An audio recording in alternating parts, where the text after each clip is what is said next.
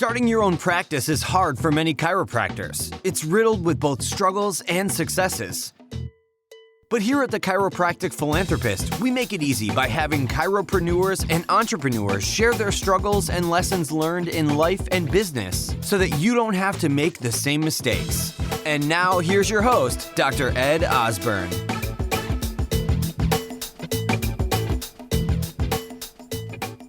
How amazing would it be if you could practice because you want to, not because you have to? Learn how to improve your cash flow and increase your passive income now. Go to moneyripples.com or find their podcast, The Chris Miles Money Show, to learn more. All right, so not your typical TCB podcast interview. We've definitely, I think this is an all-time high, Doc. I don't think we've ever had someone on. This is like your third show. We're running now. This is awesome. Excited to be back. I know. I feel like it's like you don't even need an introduction. Dr. Robert Love. I appreciate that. But there's hopefully a lot of people out there we still get to meet. Well, I'm excited for this conversation because it's going to be one of my last to announce this, on TCP podcast. I have maybe one or two more interviews, and kind of like the Tonight Show, Johnny Carson is retiring and someone else is taking over. So it's man. It's going to be pretty interesting over the next couple months as that transition happens. So that's big news. So I want to just have a frank conversation about helping docs. And, even before we jumped on here, we talked about risk, we talked about rewards, we talked about some triggers and things like that. But let's do this. In a sentence or two, tell us about you, just real quick for the people who have not listened to the previous episodes. Just give us a couple sentences about who is Dr. Robert Love, and then we'll go from there. Sure, man. So, for anybody that hasn't met me, we haven't engaged yet. I'm a serial entrepreneur. I've been an entrepreneur all my adult life. I'm also a chiropractor, also a minister, and I've also been a professor and administrator at university. So I've been around the block a little bit, and I have a passion for people. I have a passion for helping advance humans and human systems, and helping us find ways to really get out of defense and into growth. That's kind of my mantra here lately, and what I'm really trying to push forward is like finding ways to get yourself out of defense and into growth. You can't be in growth and defense at the same time. An organization, an organism, a cell, any level of structure can't be in growth and defense at the same time. And so it's really just about developing strategies and systems and tactics to keep yourself, your business, your organization out of defense and into a growth mindset and a growth trajectory. I love this, man. It's something kind of interesting too. Like I heard that, it's probably true. Is like, you can't, like, if you go into that state of gratitude. So if you start writing down, you start thinking about things or journaling things that you're grateful for in life, it's impossible for you to be in a state of scarcity or anger or all those negative emotions that come with, the opposite of being grateful and happy and joyous. 100%. And unfortunately, most people, unless you're very fortunate, very blessed, most people spend a lot of their early life anchoring in negativity, scarcity, lack, fear, and really coming with hard triggers and hard anchors to those emotions and situations. And complaining too is kind of the same thing. It's like, not only do we experience and anchor it, but we want to keep talking about it with our buddies. It's how we learn to relate. And so it's something, to come out of those situations and unlearn a lot of what we've learned, to learn new tactics and to drill that in, to make it like part of your physiology, part of your makeup, to anchor the goodness, to anchor the gratitude, to anchor the awareness, and develop for yourself really, really good tools and triggers and anchors to keep you in that gratitude state or in that transform state, that move forward state.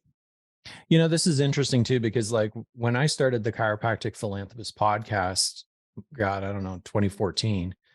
I can't even believe it's been that long. Awesome. I know, just a baby chiropractor, actually a baby podcaster.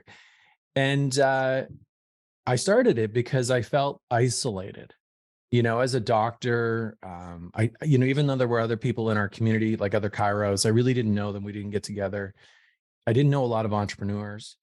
And, there was a lot of challenges. There's a lot of challenges that come your way as an entrepreneur, right? And this is why we're talking about TREP life, right? I mean, so do you feel like, do far too many, as a chiropractor or as an entrepreneur in general, do far too many of us try to do this in isolation, do it alone, and think like, hey, no one fucking understands me?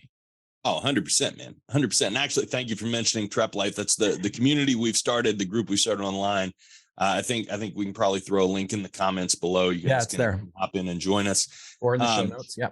But we're creating a place where people can get together, because exactly what you said, I spent a lot of years in business, and you get alone, you get isolated. And unfortunately, and I love all the people in my life and friends and family that I have. But if you're not an entrepreneur, you don't understand the struggles and the trials we're going to face and the situations we're in the same way. And again, I love everyone in my life, but I need TREP answers to TREP problems, and I need people that have been there and gone through it and understand that can relate, that can share the wisdom that they've had, that they've gleaned from others, to help move people forward. So what's your plan then with TREP? Because I mean, even again, before we jumped on this call, I mean, like, brother, you've been like an institution of yourself, like as a prof, right? And helping, like our new generation of chiropractors. And now you're making that complete shift. It's a big risk for you. It's a big, they'll come with a massive reward.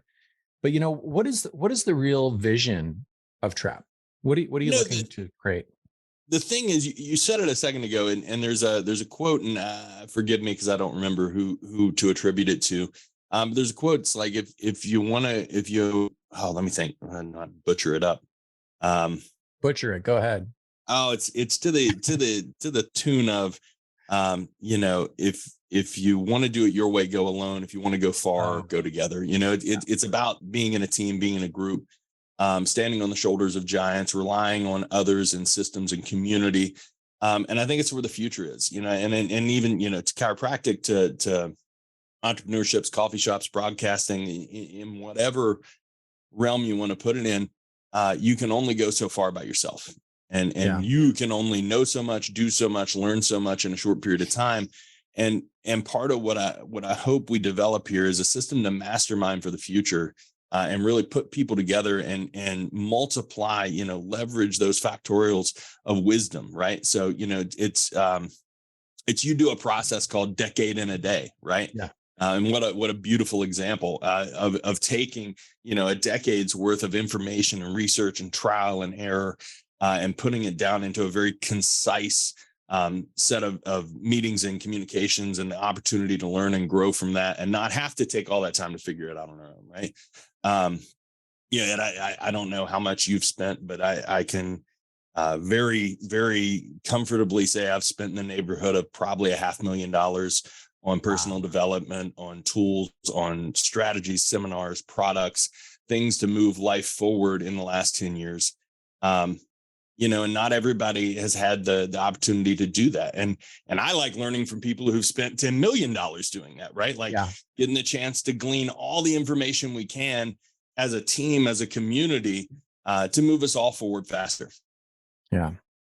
I love how you say that too, the decade in a day. Cause by the way, I stole that completely from Russell Brunson. But this is a perfect example of the conversation of community and masterminding, essentially, with other like-minded individuals.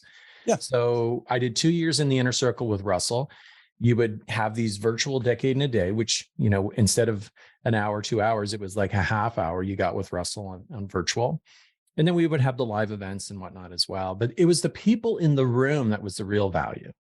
Yeah. That was what it was, is like meeting other people who were incredibly or on their journey to success, because it's really interesting to see where the people who were in that room are now compared to where I am. We're all at the same point, but they're like 85 million a year at 32 years of age now. And I'm like in Calgary, Alberta, and getting a tax bill for 14 grand. It is.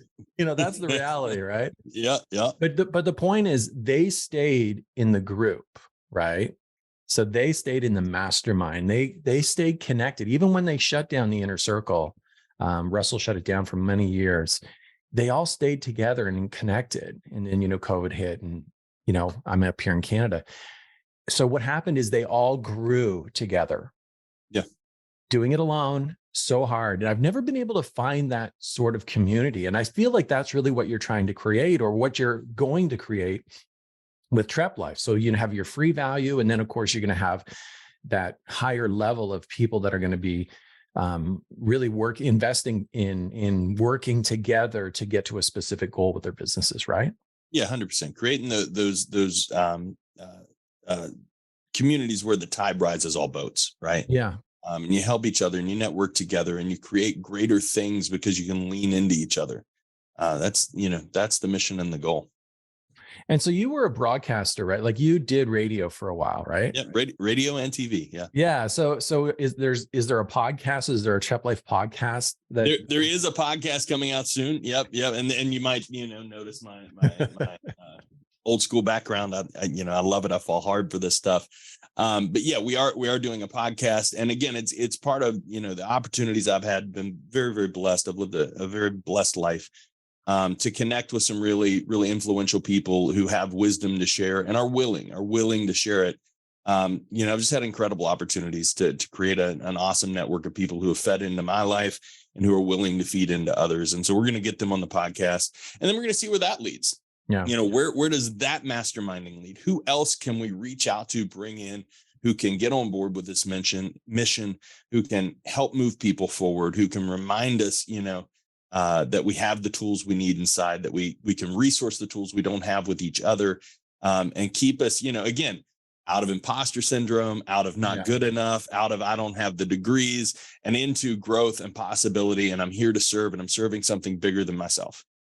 So is it like, from the entrepreneurs that you meet and being an entrepreneur yourself, where do you see the gap? Like, is it like people need more systems, more marketing? There's some sort of magic TikTok formula, or is it mindset, or is it the inner work that we need to do?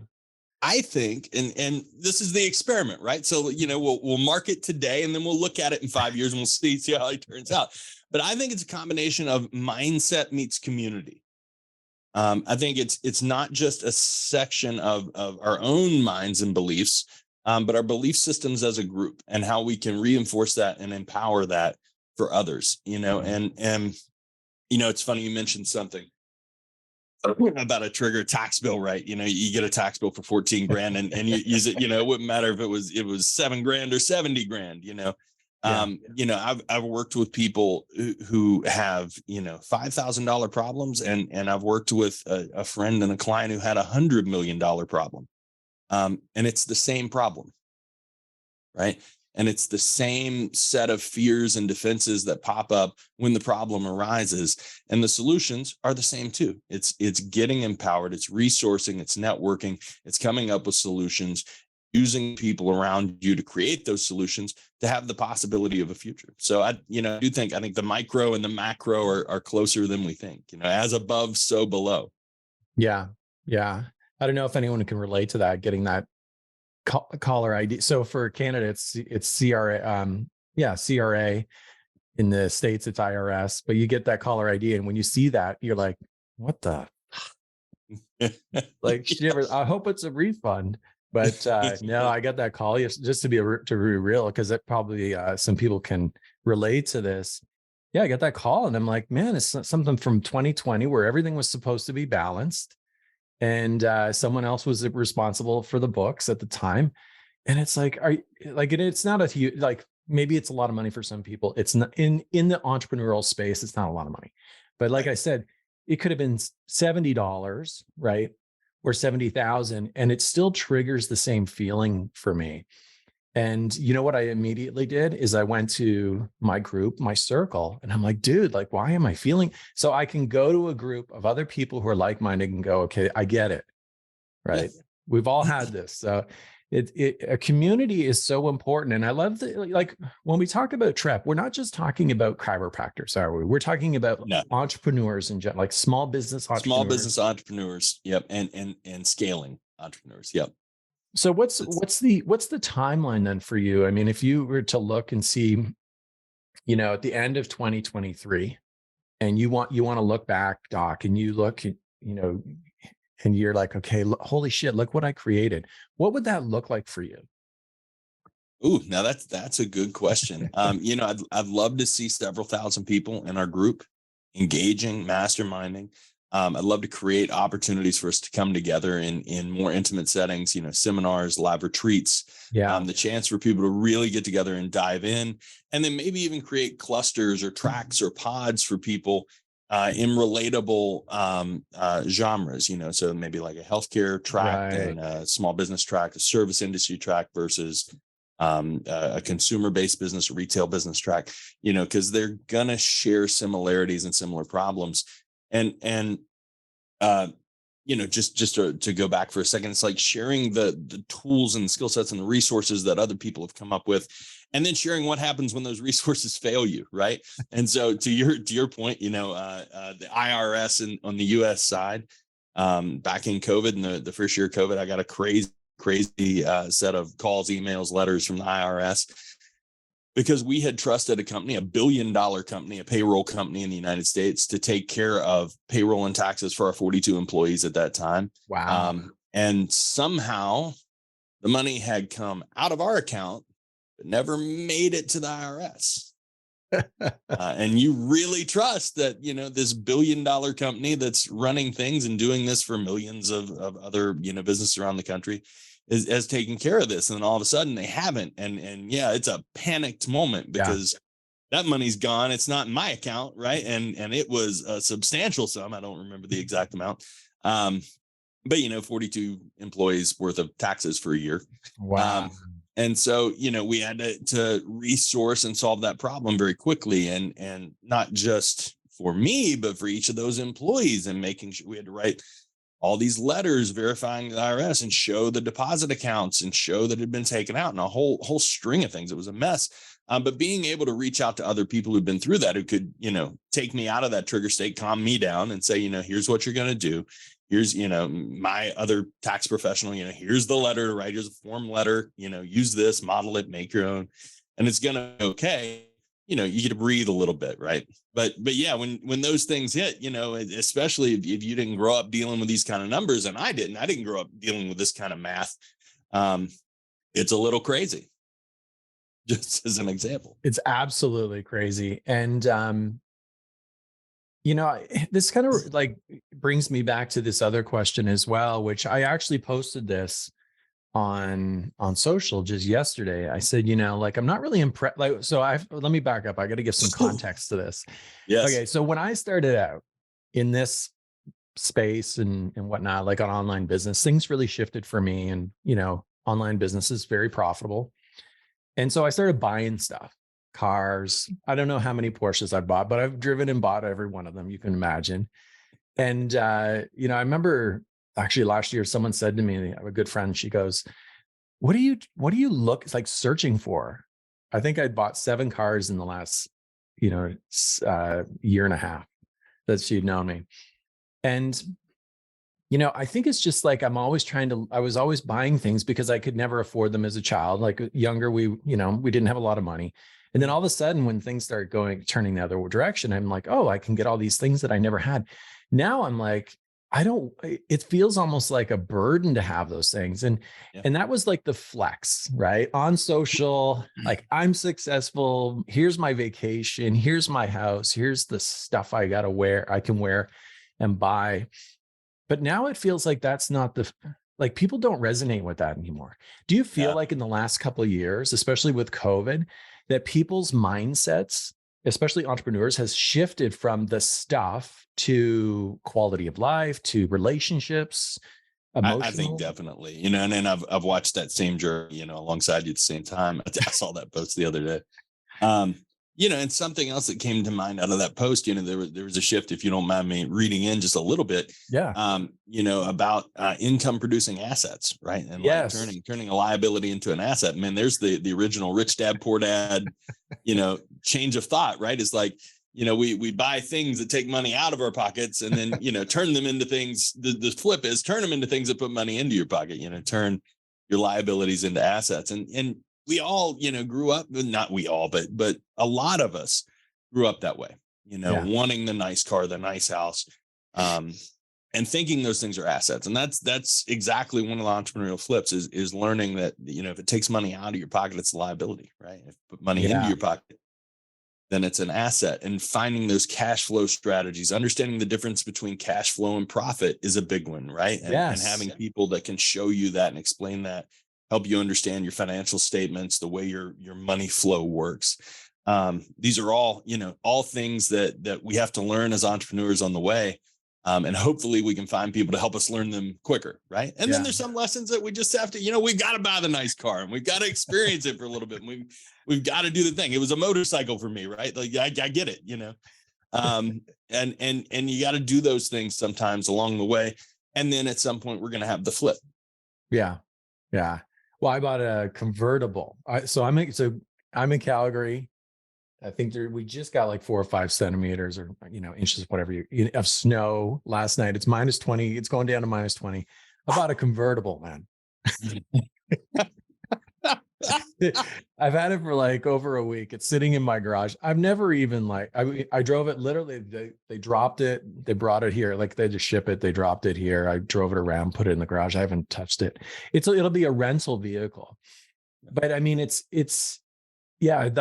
I kind of look at anything like that can be, well, number one, it can certainly be some really good write-offs, but number two, it can bring some income in, right? That's passive. And maybe like $2-3 grand a month, which to a lot of people, that's a lot of money. Some people that's not a lot of money, but every 2 or 3 grand helps.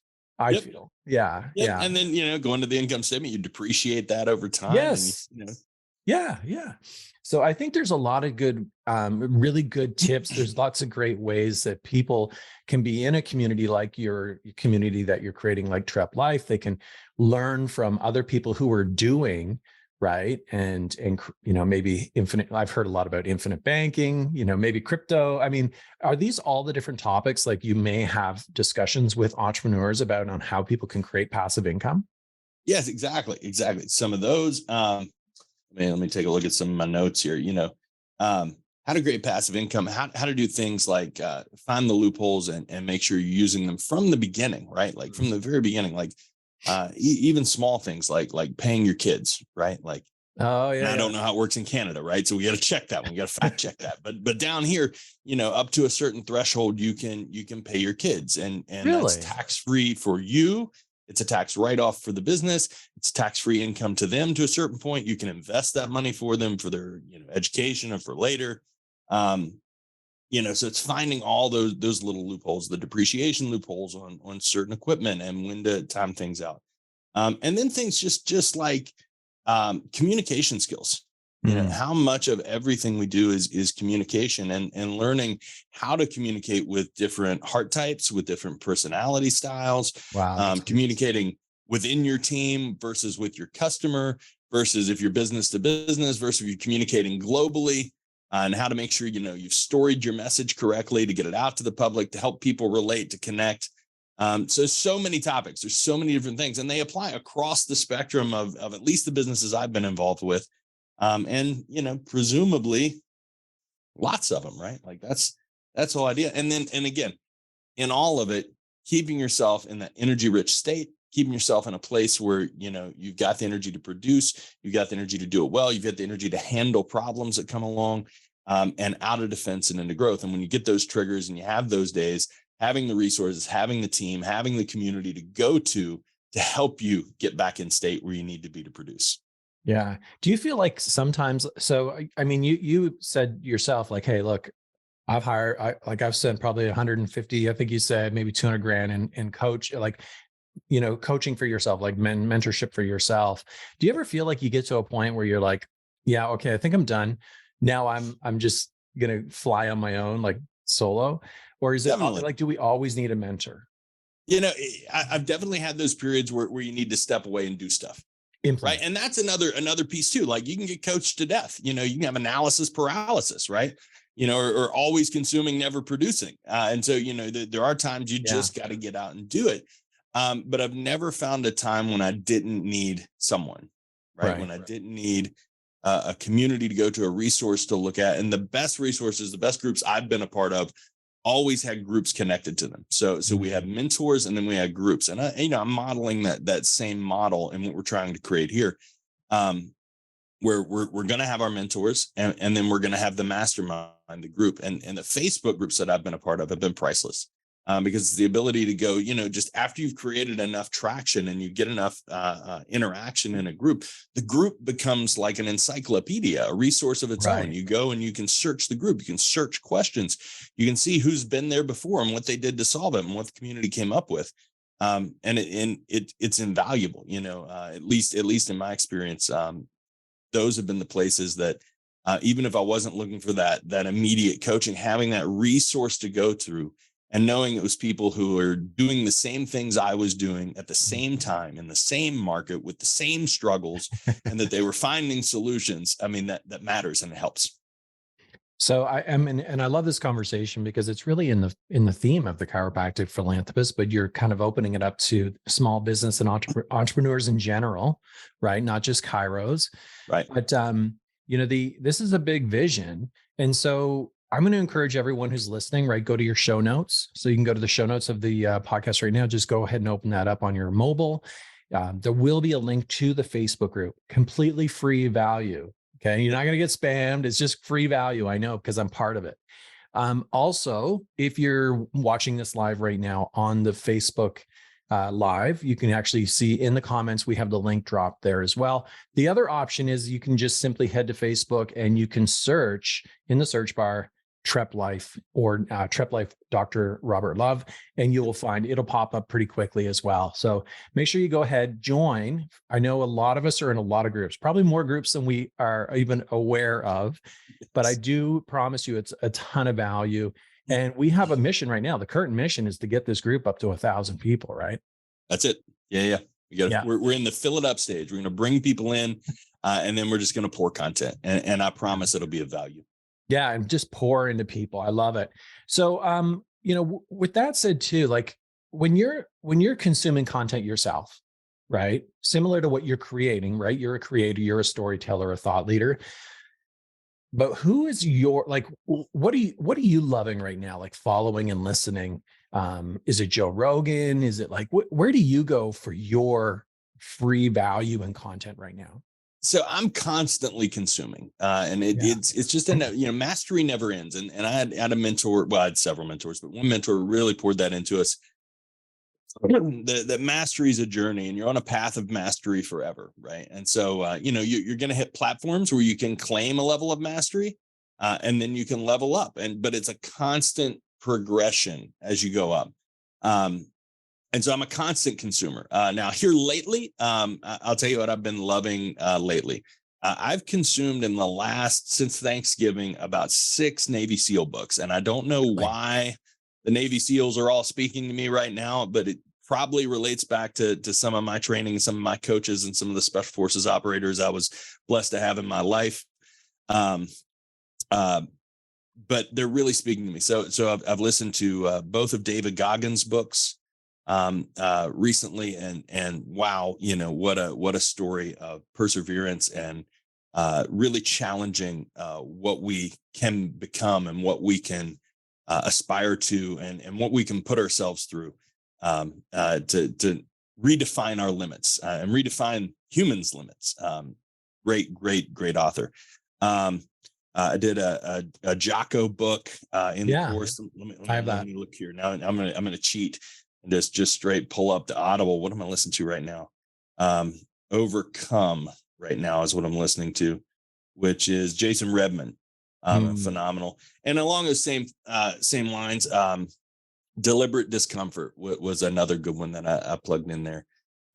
Phenomenal book, great stories, great storytelling, great entrepreneurship connections. They did a phenomenal job. So that's what I've been consuming here lately. And just redefining grit, perseverance, tenacity, what we can aspire to at a different level, and then tying that all into entrepreneurship. And actually, I think it was Jason Redman that tied this in, talking about very openly and very honestly, the last couple of guys I've listened to, their struggles coming out of special forces and into entrepreneurship. And they thought this was going to be cake, right? They're like, you know, I've done BUDS training. I've done Ranger School. I've done, you know, these things. Yeah. This is nothing. And then they get into entrepreneurship and they start getting their butts kicked and they start facing trials and struggles and having to deploy their tactics and solutions and resource and get with a team. And I thought it was really interesting that the last couple of chapters I listened to, he laid out, you know, there's a certain percentage to get into Harvard, right? Mm-hmm. If you want to get in Harvard, it's like, you know, whatever, I don't remember the percentage, but a very low acceptance rate, like 7-8% get accepted into Harvard. And he's like, it's a little bit lower to get into BUDS if you want to it's crazy. SEAL, and it's a little bit lower to make it through. You know, of 100 men, usually about 22 make it through. And that's, you know, after they've already whittled this down so far. And what hit me was, he said the rates of failure on a 10-year scale of entrepreneurship blow it out of the water. Really? And that just stuck me. Man, that stuck me so hard, because it's like trying to be an entrepreneur out here today, trying to be a small business owner, and especially through this pandemic the last several years, it's like trying to be in special forces. Yeah. You know, and your odds of survival, you've got to have tools. You've got to have skills. You've got to be able to rely on a team, or you're not going to make it.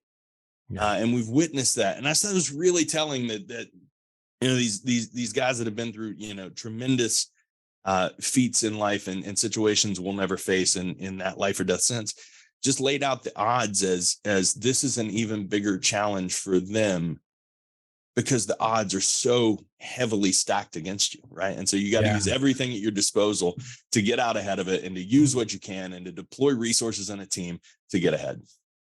Yeah. You know, I it's so interesting too, because like this gave me a revelation. I'm sure I've heard maybe this somewhere. So, you know, I've always kind of struggled with motivation and versus discipline. What's more important? And now that you're talking about Navy SEALs, BUDS, and, you know, so think about it. If you were to go to war with someone and the guy next to you, do you want him to be motivated or disciplined? Yeah. Like probably more disciplined all day. Yeah. But motivation wanes and fades. Yeah. And then I'm like, well, what about our ideal clients? Like even with the people that I work with, there's lots of people who are super excited and motivated in the beginning, right? They're, let's go. But the people who are successful are the disciplined. Yeah. The ones who are consistent, the ones who get up in the morning, have a schedule, do the work, you know, make their bed. You know? Yep. Make your bed. Yeah. Yeah. It's a big revelation there. I love this. And I feel like that's part of what, you know, TREP will do, is give people like that motivation, but also the discipline and the accountability. So they can be successful in business and not be the failures. One of those statistics. Yeah, definitely. And it, you know, just going to a science point of view, you know, motivation gives dopamine. You need dopamine. It's important, right? But success gives serotonin, right? Really? And it's a whole different animal, right? And getting those ratios right in your brain. So, you know, speaking of Tony Robbins, I've been consuming some Tony. He's doing a big challenge this week in the world. Unbreakable. Unshakable. Unshakable. Unshakable. And then Grant Cardone's doing Unbreakable, and then you're doing Impact. So I'm consuming tons of stuff this week. But there's the science of success and the art of fulfillment. And you've got to have both. Right. Lots of successful people are very unfulfilled. You know, and they lead to the saddest stories that we see in here, people that leave us too soon, you know, because they never figured out how to be fulfilled, right? They could get lots of hits of dopamine, but they couldn't balance their serotonin, right? Like they didn't find that other part of life. And so, you know, it's both. It's finding the balance of both, not just the motivation and the high moments, but the satisfaction of a job well done, or even the satisfaction of a lesson well learned in failure that, you know, hurts now, but will move you forward. It's like the feeling at the end of a workout, right? Like, you know, lots of workouts don't feel good always in the moment, but you know what you're building towards. Yeah. And you have that greater sense of satisfaction, of purpose, of triumph in the long run. Yeah, and that might also be a really great conversation for another day, as we have that discussion of like, what's the difference between someone's mindset that they, the relentless mindset versus the people who are like, just give up. Like when they quit. And I think, I would like to think I have a relentless mindset. Like, I mean, I would like shit to happen for me. Yes. But if it doesn't stop me either. Right. Whereas like, I wonder, what the neurology, like what is that? But that would be a great conversation for another day. That would, and we could probably bring some experts in to, yes. really like line that out for us. What is the chemical makeup of this? Well, I see Dr. Monique Anders is commenting in our chat. So maybe we there we go. What's up, Doc? Get a triple interview going here. That would be a cool conversation, man. That would be cool. So Dr. Mo knows. Dr. Mo does know. All right. So listeners, I want you to make sure that you head over to thechiropracticphilanthropist.com. We'll have a webpage dedicated to our discussion today with Dr. Love. Also know that the site, lots of evolutions are coming up for the Chiropractic Philanthropist. We have a new host that's going to be coming in and taking over with an incredible, probably going to be reaching out to interview you again, Dr. Love. Oh, awesome, man. Yeah, like the hook is like he's basically going back and re-interviewing everyone from like 2014 and up. It's going to be cool. Crazy. Yeah. Although we shouldn't really tell anyone that, but he's already started. Little late. Yeah, the interviews are killer. They're really good because people are so different, right? We're just not like, I'm not the same person I was in 2015. So no, not even close. Not even close. So it's really cool. So listeners, I want you to head over and make sure you check out TREP Life. Make sure you follow the group. Tons of value there and more things to come. Doc, I want to thank you so much for being on T3 Podcast today, and really just for giving back and being the shining light in our profession, but also for entrepreneurs in general. Doc, I appreciate you, man. It's always a pleasure. Love getting on here with you. Love jamming with you. Just appreciate you so much. So you've heard the struggles, you've heard the successes, and this episode is done. But there's still so much more to come and so much more to learn. Head on over to thechiropracticphilanthropist.com and sign up for our newsletter, where you'll receive free practice building tips and strategies, including how to market your practice with your very own podcast and so much more. Thanks for listening, and we'll see you next time on The Chiropractic Philanthropist.